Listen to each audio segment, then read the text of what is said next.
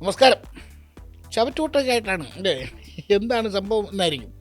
ഒന്നുമില്ല, K M Shaji പറഞ്ഞായിരുന്നല്ലോ, PM Shri ചുരുട്ടി ഞങ്ങൾ ചവറ്റുകൊട്ടയിൽ എറിയും. അങ്ങനെ ചുരുട്ടി എറിയുമ്പോൾ ഇതിനകത്ത് വന്ന് വീഴുമെന്ന് പ്രതീക്ഷിച്ച് ചവറ്റുകൊട്ട ഇരുന്നതാണ്. യാവട ചവറ്റുകൊട്ട അനാഥമായി. എന്തോരം കാത്തിരുന്നാണ്. ഏതായാലും ഇരിക്കട്ടെ, ഇനി ഒന്നുകൂടെ ഒക്കെ എറിയണമെന്നില്ല ഇങ്ങനെ തോന്നിയാലും. ഞാൻ ആലോചിക്കുന്നൊരു കഥയാണ്. അതായത് ഈ ഒരു കല്യാണം ഇത് മുടക്കാൻ പഠിച്ച പണി 18 നോക്കും. നാട് മുഴുവൻ വിപ്ലവം ഉണ്ടാക്കി കല്യാണം മുടക്കുന്നു എന്ന് പറഞ്ഞ് ഇരുന്നപ്പോൾ ഇതേ കല്യാണം മുടക്കാൻ ശ്രമിച്ച അതേ കല്യാണം അവസാനം വന്നെന്ന് അതിന് കാർമ്മികത്വം വഹിച്ച് കല്യാണവും നടത്തി ചോറും കൊണ്ട് ചെറുക്കനെ പെണ്ണിനെ അനുഗ്രഹിച്ച് വിടുന്ന ഒരവസ്ഥ. ആ അവസ്ഥയിലാണ് ലീഗ് വന്ന് വിട്ടേക്കുന്നത്. PM ശ്രീ കൊടുത്ത പണിയെ.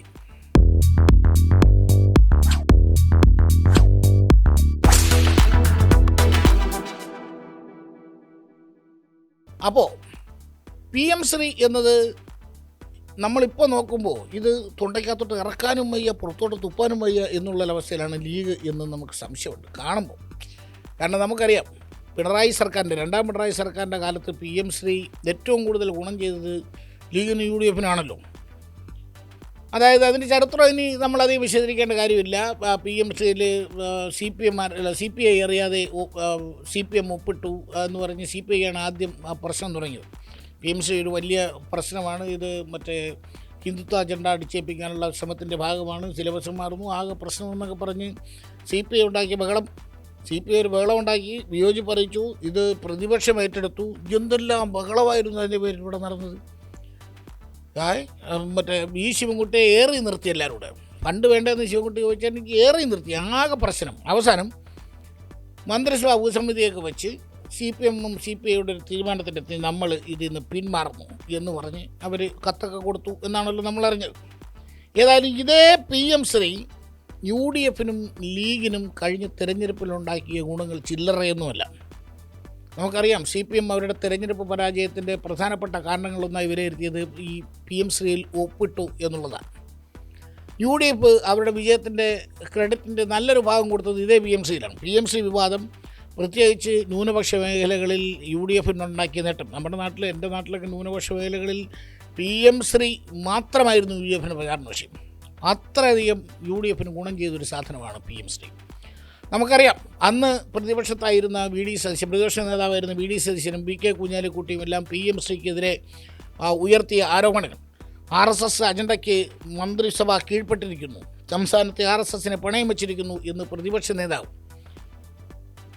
കേരളം കീഴടങ്ങി, പിണറായി വിജയൻ RSS-ന് കീഴടങ്ങി എന്ന് കുഞ്ഞാലിക്കുട്ടി. ഞങ്ങൾ അധികാരത്തിൽ വന്നാൽ PM ശ്രീ ഉരുട്ടി ദൂരെ എറിയുമെന്ന് അന്ന് KM ഷാജി, ഇതേ VD സതീശൻ, ഇതേ PK കുഞ്ഞാലിക്കുട്ടി, ഇവരെല്ലാം പറഞ്ഞത് PM ശ്രീ ഒരു കാരണവശാലും നടപ്പാക്കാൻ ഞങ്ങൾ അനുവദിക്കില്ല എന്നായിരുന്നു.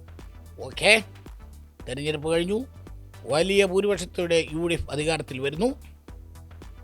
അപ്പോഴും എല്ലാവരും പ്രതീക്ഷിച്ചു എന്തായാലും അവർ നടപ്പാക്കത്തില്ലെന്ന് പറഞ്ഞ് പ്രതീക്ഷിച്ച് പ്രഖ്യാപിച്ച് പോയതാണല്ലോ. അവർ നടപ്പാക്കത്തില്ല ഉറപ്പാണ് എന്നൊക്കെ പറഞ്ഞിട്ട് വേണം പോയ PM ശ്രീ പൂർവാധികം ശക്തിയോടെ തിരിച്ചു വരികയാണ്.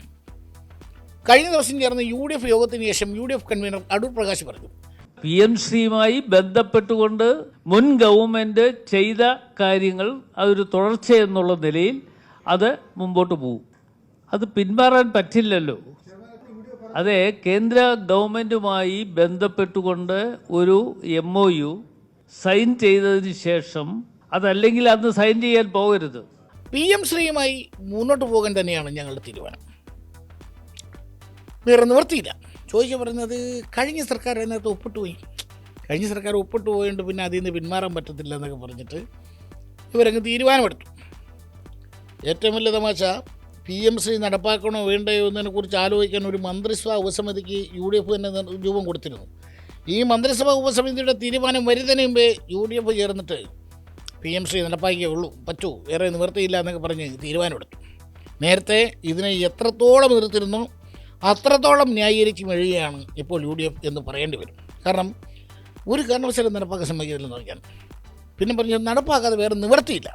എന്തെന്ന് ചോദിച്ചു പറഞ്ഞാൽ അത് LDF സർക്കാർ അതിനകത്ത് ഒപ്പിട്ട് പോയി. LDF സർക്കാർ ഒപ്പിട്ടതൊരു MOU ആണ്. MOU ഒപ്പിട്ടതിന് ശേഷമാണല്ലോ അവിടെ ഈ പ്രശ്നം മൊത്തം ഉണ്ടാകുന്നത്. അവസാനം അവരെന്താണ് തീരുമാനിച്ചത്?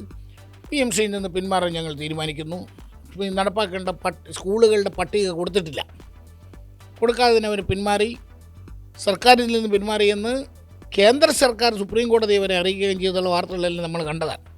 എന്നിട്ടും കഴിഞ്ഞ സർക്കാർ ഒപ്പിട്ട് പോയി. ആ ഒറ്റ കാരണം കൊണ്ട് PMC നടപ്പാക്കാൻ നിവൃത്തിയില്ല എന്നാണ് പുതിയ സർക്കാർ ഇവിടെ പറഞ്ഞുകൊണ്ടിരിക്കുന്നത്. ഞാൻ പറയുന്നത്, നിങ്ങളിത് നടപ്പാക്കുവോ നടപ്പാക്കാതിരിക്കുവോ എന്തോ വേണം ചെയ്തു. നേരത്തെയും PMC കഴിഞ്ഞ സർക്കാർ ഒപ്പിട്ടപ്പോഴും കമൻ്റ് തൊഴിലാളിയുടെ നിലപാട് ഇത് നടപ്പാക്കുന്നുണ്ട്, പ്രത്യേകിച്ച് കുഴപ്പമൊന്നും സംഭവിക്കില്ല. കാരണം PMC പദ്ധതി നടപ്പാക്കുന്നുണ്ട്, നമ്മുടെ സ്കൂളുകൾക്ക് ആവശ്യമായ കുറേ ഫണ്ട് കിട്ടും, അത് കിട്ടിക്കോട്ടെ എന്നാണ് പറഞ്ഞത്. ഇതിനകത്ത് അത് തന്നെ. പക്ഷേ ഈ ഒരു സമയത്ത് വന്ന് നിന്ന് ഇത് കൊന്നു കളഞ്ഞാൽ ഇത് നമ്മൾ നടപ്പാക്കാൻ അനുവദിക്കില്ല, ഇത് ശരിയല്ല എന്ന് പറഞ്ഞിട്ട് ഈ സാധനത്തിനെ പറ്റിയെന്ന് അതുപോലെ എടുത്ത് വിഴുകുന്ന കാണുമ്പോൾ നിങ്ങൾ അന്ന് പറഞ്ഞൊക്കെ മോശമല്ലേ? നാട്ടുകാരോട് നിങ്ങൾ ഇതിനെതിരെ പറഞ്ഞതൊക്കെ ശരിയാണോ? ഞങ്ങളെ പറ്റിച്ചില്ലേ എന്ന് നാട്ടുകാർ ചോദിച്ചാൽ അത് കുറ്റം പറയാൻ പറ്റുമോ നമുക്ക്? ഏതായാലും ഇന്നലെ വരെ ഇതിനെ ശക്തമായി എതിർത്തുകൊണ്ടിരുന്ന സകലമാന ആളുകളും ഇന്ന് ഇതിനെ അനുകൂലിച്ച് മെഴുകിക്കൊണ്ടിരിക്കുകയാണ്. കാണുമ്പോൾ സങ്കടം തോന്നും. ഇന്ന് അതായത് ഒരു കാരണവശാലും ഇത് നടപ്പാക്കാൻ അനുവദിക്കില്ല എന്ന് പറഞ്ഞ് PA കുഞ്ഞാലിക്കുട്ടി പറഞ്ഞത് അന്ന് പറഞ്ഞു. ഇന്നലെ അടൂർ പ്രകാശ് നടപ്പാക്കുമെന്ന് പറഞ്ഞു. ഇന്ന് രാവിലെ കുഞ്ഞാലിക്കുട്ടിക്ക് എന്താണ് പറയാനുള്ളത് എന്ന് നമുക്ക് പെട്ടെന്ന് ഒന്ന് കണ്ടിട്ട് വരാം. അടിസ്ഥാനരഹിതമായ ഒരു വാർത്തയാണ് ഇന്നലെ ചർച്ച ചെയ്തിട്ടില്ല. ഇന്നലെ അങ്ങനെ അജണ്ട ഉണ്ടായിരുന്നില്ല. ആ വിഷയം ചർച്ച ചെയ്തിട്ടേ ഇല്ല ഇന്നലെ. ഇപ്പോഴുള്ള പൊസിഷൻ എന്ന് പറയുന്നത് നേരത്തെ ഉള്ളത് തന്നെയാണ്. അതായത് ക്യാബിനറ്റ് ഒരു സബ് കമ്മിറ്റിയെ വെച്ചിരിക്കുന്നു. ആ സബ് കമ്മിറ്റിയെ വെച്ചതിന് ശേഷം കേരള ഗവൺമെന്റ് ഇത് സംബന്ധിച്ച് എന്താണ് ഗവൺമെന്റിന് പറയാനുള്ള റിപ്പോർട്ട് പഠിച്ച ശേഷം UDF-ഉം പറയും, അതുപോലെ തന്നെ പിന്നെ മുഖ്യമന്ത്രിയും പറയും. ഞങ്ങളൊക്കെ ഒരുമിച്ച് ഒരു അഭിപ്രായം പറയും. രണ്ടഭിപ്രായം ഇല്ല, ഒറ്റ അഭിപ്രായമേ ഉള്ളൂ. ഇപ്പൊ വന്നുകൊണ്ടിരിക്കുന്ന വാർത്ത 101% ഇല്ലാത്തതാണ്. അങ്ങനെ ഒരു സംഭവം, ഒരു ചർച്ച അവിടെ ഉണ്ടായി. എന്നിട്ട് ഞങ്ങൾ വേറെ അഭിപ്രായം പറഞ്ഞു, മറ്റൊരു കോൺഗ്രസ് 100% ഇല്ലാത്ത വാർത്ത.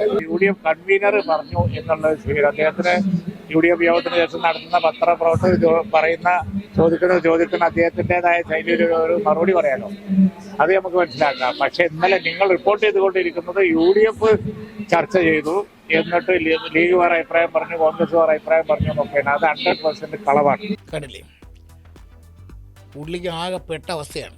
ഈ ചൂട് ചേമ്പ് തൊണ്ട കിടക്കുന്ന അവസ്ഥയാണ്. ഇത് തുപ്പണോ വിഴുങ്ങണോ എന്നൊന്നും അറിയാതെ കിടന്ന് കൈയും കാലിട്ടടിക്കുകയാണ്. കണ്ണു അടച്ചതിന് എതിർത്തും പോയി. ഇനിയിപ്പോൾ UDF ഇത് പാസ്സാക്കി യോഗം ചേർന്നത് അംഗീകരിച്ച് ഇനിയിപ്പോൾ എന്ത് പറയും, ഞങ്ങൾ ഒന്നുകൂടെ പരിശ്രമിക്കുന്നൊക്കെയാണ് പറയുന്നത്. അവിടെ നിന്നും വിദ്യാഭ്യാസ മന്ത്രിയൊക്കെ പറയുന്നത് PMC കഴിഞ്ഞ ഗവൺമെൻറ് ഒപ്പിട്ടതിൻ്റെ പേരിൽ കിട്ടിയത് SSK ഫണ്ടാണ്.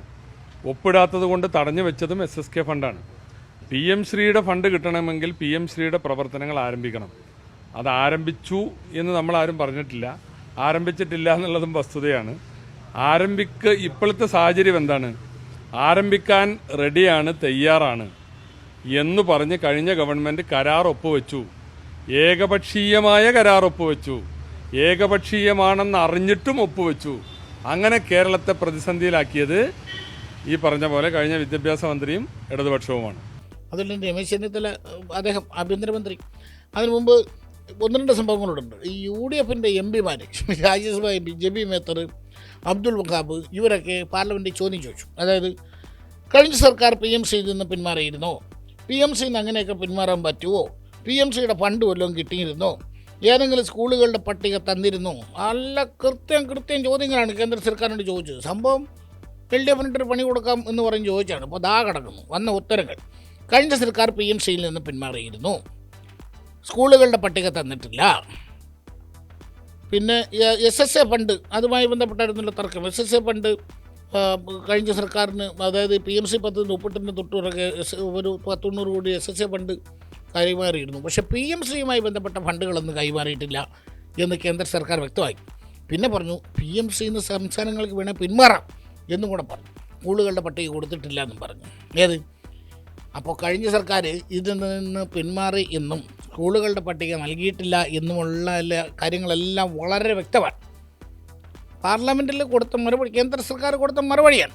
ഇതും മേടിച്ച് കൈ വെച്ചിട്ടാണ് കഴിഞ്ഞ സർക്കാർ ഒപ്പിട്ട് പോയത് കൊണ്ട് ഞങ്ങൾക്ക് ഇത് കൊണ്ടുപോകാതെ വേറെ നിവൃത്തിയില്ല, ഇതിൽ നിന്ന് പിന്മാറാൻ സാധ്യമല്ല എന്നൊക്കെ പറഞ്ഞ് ഈ ഉരുളലാണ്.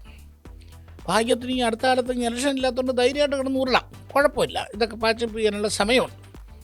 അപ്പോൾ ജോൺ ബ്രിട്ടാസ് എം പി ഡൽഹിയിൽ ഇതുപോലെ അബ്ദുൽ വഹാബിൻ്റെ ചോദ്യവും അതിന് കിട്ടിയ ഉത്തരവൊക്കെ വെച്ച് വാർത്താ സമ്മേളനം നടത്തി.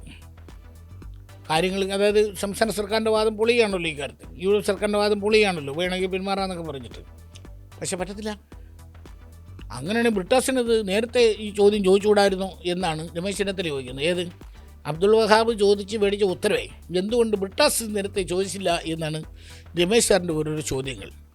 സംഭവം ബാലൻസ് തെറ്റിപ്പോയാലേ ഇത് പറഞ്ഞു നിൽക്കണ്ടേ, എന്തെല്ലാം ന്യായീകരണങ്ങൾ വരും ദിവസങ്ങളിൽ കേൾക്കേണ്ടി വരുമെന്ന്. എന്തുകൊണ്ട് ഈ കാര്യം ജോൺ ബ്രിട്ടാസ് പിണറായി വിജയനോട് പറഞ്ഞില്ല? പിണറായി വിജയൻ മുഖ്യമന്ത്രി ആയിരിക്കുമ്പോൾ അദ്ദേഹം രാജ്യസഭാ മെമ്പറായിരുന്നു. അദ്ദേഹം എന്തുകൊണ്ട് അന്ന് അദ്ദേഹത്തിനോട് ചെവിയിലെങ്കിലും ഒന്ന് പറയാമായിരുന്നല്ലോ? പുറമേ പറയാനുള്ള ബുദ്ധിമുട്ട് കാണും അദ്ദേഹത്തിന്, ചെവിയിലെങ്കിലും ഒന്ന് പറഞ്ഞു കൊടുക്കാമായിരുന്നല്ലോ. അന്ന് അതൊന്നും പറയാതെ ഇത്രയും ഒപ്പിട്ട് അതിനുശേഷം കൂടുതൽ ആനുകൂല്യങ്ങളും വാങ്ങിച്ചിട്ട് കേന്ദ്ര ഗവൺമെൻറ് സഹായം വാങ്ങിച്ചിട്ട് ഇപ്പം ഞങ്ങളുടെ തലയിലോട്ട് കയറണ്ട, ഞങ്ങളുടെ തലയിൽ ഇത് ഒപ്പിട്ട്. അല്ല, മറുപടി ആര് ചോദിച്ചാൽ ചോദ്യം ചോദിച്ചാൽ മറുപടി കൊടുക്കുമല്ലോ. അന്ന് എന്തുകൊണ്ടാണ് ഇത് ജോൺ ബ്രിട്ടാസിന് ഇത് അറിയാമായിരുന്നു? അദ്ദേഹം എം പി അല്ലേ. അദ്ദേഹം എന്തുകൊണ്ട് അന്നത്തെ മുഖ്യമന്ത്രി ശ്രീ പിണറായി വിജയനോട് ഈ കാര്യം പറഞ്ഞില്ല? അപ്പോൾ ഒപ്പിട്ടു, എല്ലാം അംഗീകരിച്ചു, അത് SSA ഫണ്ടും വാങ്ങിച്ചു, മറ്റ് ആനുകൂല്യങ്ങളും വാങ്ങിച്ചു. എന്നിട്ട് ഞങ്ങളുടെ ഗവൺമെൻറ് വന്നപ്പോൾ ഞങ്ങളുടെ തലയിൽ ഇത് വെക്കണ്ട, അതിൻ്റെ ഉത്തരവാദിത്വം അവർക്ക് തന്നെയാണ്. അതാണ്. അപ്പോൾ ഏതായാലും PM ശ്രീയുമായി മുന്നോട്ട് പോകാൻ നിങ്ങൾ തീരുമാനിച്ചു, ഓക്കെ, മുന്നോട്ട് പോകാം. പക്ഷെ അതിനീ കിടന്നിങ്ങനെ മെഴിയേണ്ട കാര്യമൊന്നുമില്ല. ഓരോ വാദങ്ങളുണ്ട്. അതായത് ഇത് സിലബസ് ഞങ്ങൾ തീരുമാനിക്കും. ഏത് കേന്ദ്രത്തിൻ്റെ ഒരു പദ്ധതിയില്ലേ, സിലബസ് ഞങ്ങൾ തീരുമാനിക്കും, അല്ലെങ്കിൽ സിലബസ് ഇങ്ങനെ വേണമെന്ന് ആവശ്യപ്പെടാൻ ഞങ്ങളിത് ആവശ്യപ്പെടാൻ നോക്കും. സ്കൂളുകൾ ഏതൊക്കെയാവണമെന്ന് അതല്ലെങ്കിൽ സ്കൂളുകളുടെ പട്ടിക കൊടുക്കേണ്ട സംസ്ഥാനത്തിൻ്റെ സ്കൂളുകൾ ഏതൊക്കെയാവണമെന്ന് ഞങ്ങൾ തീരുമാനിക്കും. അങ്ങനെയൊന്നും വിടാൻ പോകുന്നില്ല. പിന്നെ അത് കുഞ്ഞൻകുട്ടി പറഞ്ഞത് നടപ്പാക്കാതിരിക്കാൻ പറ്റുമോ എന്നൊക്കെ വീണ്ടും ആലോചിക്കും എന്നൊക്കെയാണ് എനിക്കറിഞ്ഞു. അതിന് മുകളിൽ ചർച്ച നടത്തുമെന്ന് ഉന്നത വിദ്യാഭ്യാസ മന്ത്രി പറയുന്നത് കിട്ടും. അതായത് ഈ വാർത്താ സമ്മേളനത്തിൽ നമ്മളെ സതീശൻ സാർ പറയുമല്ലോ, ആദ്യം നിങ്ങൾ തമ്മിൽ ഒരു തീരുമാനത്തിലെത്തണം, ഇതെന്ത് ചോദിക്കണം, ഏത് ചോദിക്കണം, ആര് ചോദിക്കണം എന്നൊക്കെ.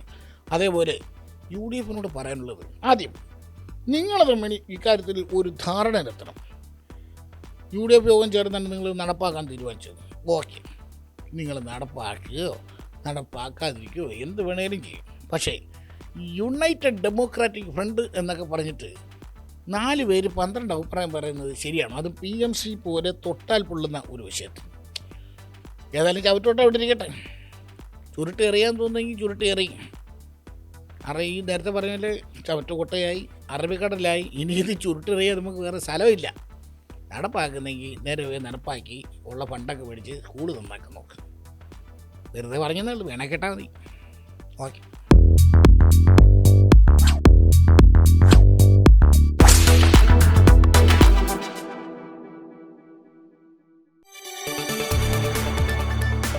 കൂടുതൽ വാർത്തകൾക്ക് News 18 Keralam YouTube channel subscribe ചെയ്യുക.